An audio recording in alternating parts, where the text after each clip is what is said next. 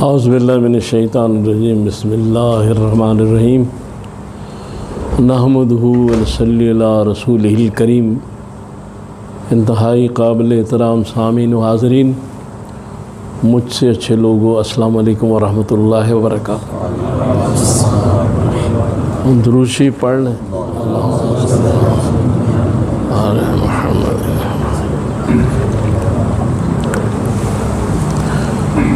اسلام ایک ایسا واحد دین ہے کہ جس نے تمام ادیان سے ایک بات جو حقیقت پر تھی لیکن ان ادیان سے ہٹ کے بات کی کہ اللہ صرف ایک ہے۔ باقی جو مذاہب یا دین ہیں ان میں ہندوازم یا کرسچینٹی جو ہے، عیسائی وغیرہ، وہ اللہ کو بڑا ضرور مانتے ہیں، ایشور کہتے ہیں، گاڈ کہتے ہیں، لیکن ساتھ چھوٹے چھوٹے رکھے ہوئے ہیں خدا۔ قریش مکہ بھی اسی طرح کرتے تھے۔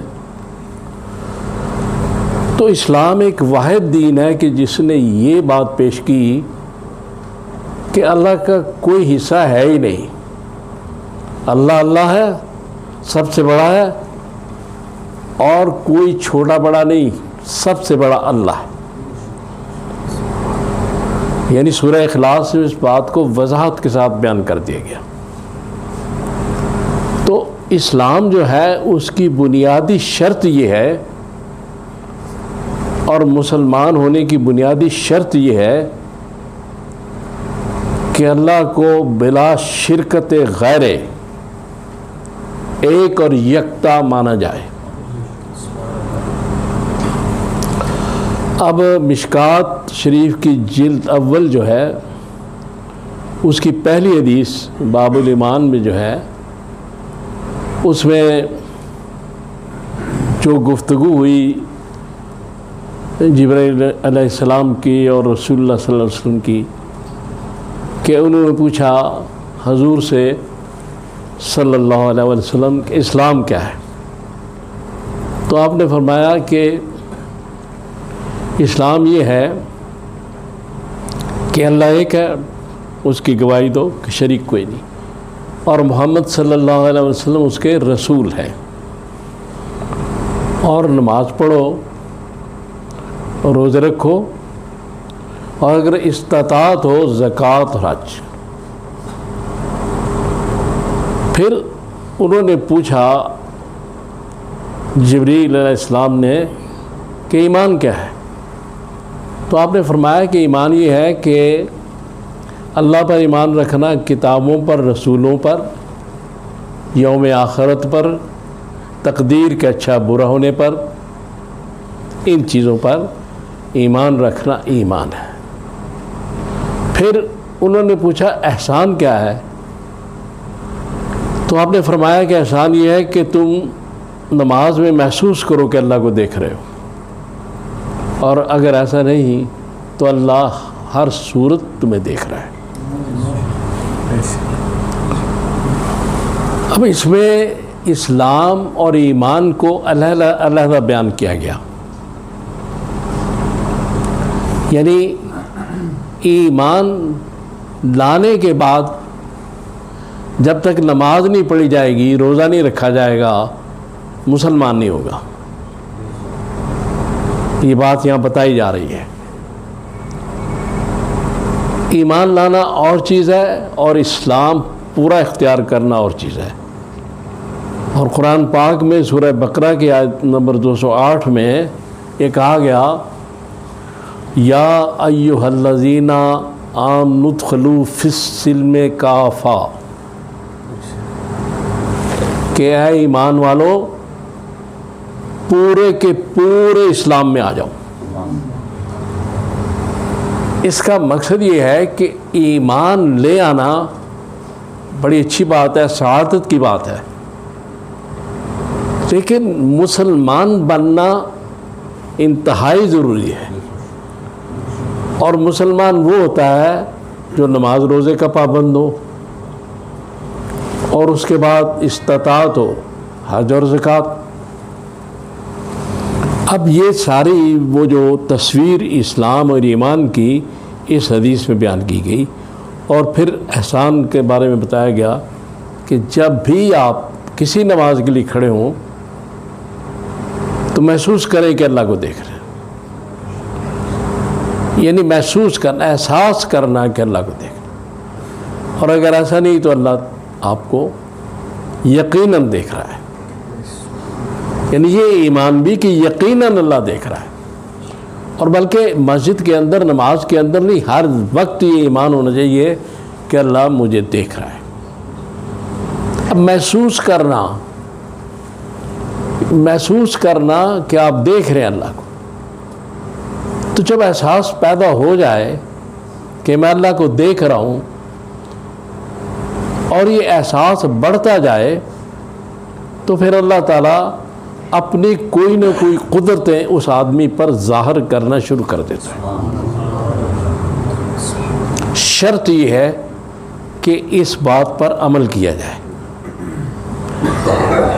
اب دیکھیں، مسئلہ یہ ہے کہ اگر کوئی نماز نہیں پڑھتا، کوئی روزہ نہیں رکھتا، اور وہ مسلمان بھی ہے، تو اس سے پوچھا جائے اگر، تو بعض لوگ کہتے ہیں کہ جی ہمارا اور اللہ کا معاملہ ہے۔ یہ نماز روزہ چیزیں پرائیویٹ معاملات نہیں ہیں، یہ اجتماعی معاملات ہیں، یہ ہر ایک کے لیے ہیں۔ اللہ بندے کا تعلق باطنی ہے، ظاہری طور پر نماز جو ہے وہ اجتماعیت ہے، اس لیے باجماعت نماز پڑھی جاتی ہے۔ اب اگر کسی کے کان میں درد ہو جائے، کسی کے دانت میں درد ہو جائے، کسی کے سر میں درد ہو جائے، تو پوری رات نہیں سو سکتا۔ اربوں روپے اس کی جیب میں پڑے ہوں، کوٹھی ہو، اے سی لگاؤ، لیکن رات سونا مشکل ہے جب تک اس کا علاج نہ کیا جائے۔ یہ چھوٹی چھوٹی چیزیں ہیں، دانت میں درد، کان میں درد، سر درد، آنکھ میں درد، جسم کے کسی حصے میں درد۔ جو دوزخ ہے نا بھائی، جہنم، ان چیزوں کو ذرا ملٹی پلائی کر لیں کہ وہاں کیا ہوگا۔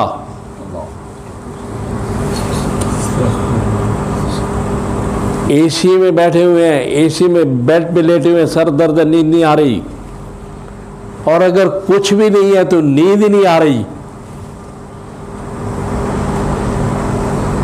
تو یہ تو چھوٹی چھوٹی چیزیں ہیں، ایک دن کی، ایک رات کی بات ہے بھائی، وہ ہمیشہ کی زندگی ہے، اور اس سے بہت زیادہ بڑی تکالیف ہیں اس جہنم اور دوزخ میں۔ تو اس سے بچانا کس نے؟ نماز نے۔ اس سے بچانا کس نے؟ روزے نے۔ نیت اچھی کے ساتھ یہ چیزیں ہوں گی تو ان چیزوں سے آدمی بچ جائے گا اور سکون میں ہو جائے گا، جو ہمیشہ کی ابدی زندگی ہے۔ دیکھیں، میں اور آپ یا جو لوگ سن رہے ہیں، ہم سب مسلمان ہیں، ہم لا الہ الا اللہ محمد رسول اللہ پڑھتے ہیں، ہم قرآن کے بارے میں لا ریب فیہ کہتے ہیں کہ اس میں کوئی شک نہیں، احادیث کو مانتے ہیں۔ اس لیے میں جو باتیں کر رہا ہوں یہ باتیں نہیں ہیں، یہ اللہ رسول کا پیغام ہے، یہ اللہ رسول نے ارشادات فرمائے ہوئے ہیں جو میں آپ کے سامنے پیش کر رہا ہوں کہ چلو جی نہیں، آج نماز نہیں پڑھتے، آج 2 پڑھ لیتے ہیں، آج 3 پڑھ لیتے ہیں۔ بھائی معاف کرنے والا تو اللہ ہے، اس میں تو کوئی شک نہیں، لیکن ذرا ایک رات جو ہے نا، وہ یہ کہیں چلو جی ایک رات سر درد ہو جائے تو کوئی گل نہیں ہے جی، آج 2 نمازیں نہیں پڑھ دے تو چلو سر درد ہو جائے، تو رات کی سر درد ذرا برداشت کر، کان کی تکلیف، دانت کی تکلیف۔ تو اگر یہ معاملات ہیں تو ہمیں یہ سوچنا چاہیے چونکہ ہم مسلمان ہیں، رسول صلی اللہ علیہ وسلم نے ایمان بھی بتا دیا، اسلام بھی بتا دیا اور احسان بھی بتا دیا، ساری چیزیں واضح کر دیں ہمارے سامنے. ہمارا اس سے کوئی لین دین نہیں ہے کہ کسی کا کیا فرقہ ہے، کسی کا کیا مکتبہ فکر ہے، کون کس طرح نماز پڑھتا ہے، کون کس طرح نہیں پڑھتا. ان باتوں سے میرا کوئی تعلق نہیں ہے. لیکن ایک بات ضروری ہے کہ جو بھی رسول اللہ صلی اللہ علیہ وسلم کی اتباع میں آ جائے گا وہی مسلمان ہے. اتباع رسول ہی اسلام ہے. کسی کو پسند آئے نہ آئے، کسی کی طبیعت کرے نہ کرے، عقل مانے نہ مانے، لیکن اتباع رسول ہی اسلام ہے اور اس میں آنا ہی مسلمان ہے. کوئی اہل حدیث اتباع رسول میں ہے اور آخری سانس تک ہے تو جنتی ہے. کوئی بریلوی اتباع رسول میں ہے، آخری سانس تک ہے، جنتی ہے.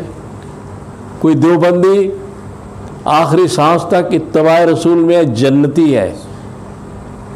یہ فرقے ہم نے بنائے ہوئے ہیں، اسلام اللہ اور رسول نے پیش کیا ہوا ہے. اس لیے اتباع رسول ہی پہلا اور آخری کام ہے ایک مسلمان کا.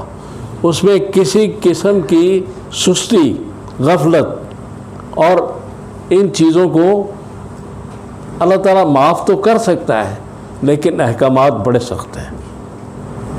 اس لیے ہمیں کوشش یہ کرنی چاہیے کہ ہم اچھا مسلمان بنیں اور اچھا انسان بھی بنیں. وَأُفَوِّضُ أَمْرِي إِلَى اللَّهِ إِنَّ اللَّهَ بَصِيرٌ بِالْعِبَادِ صلی اللہ تعالیٰ.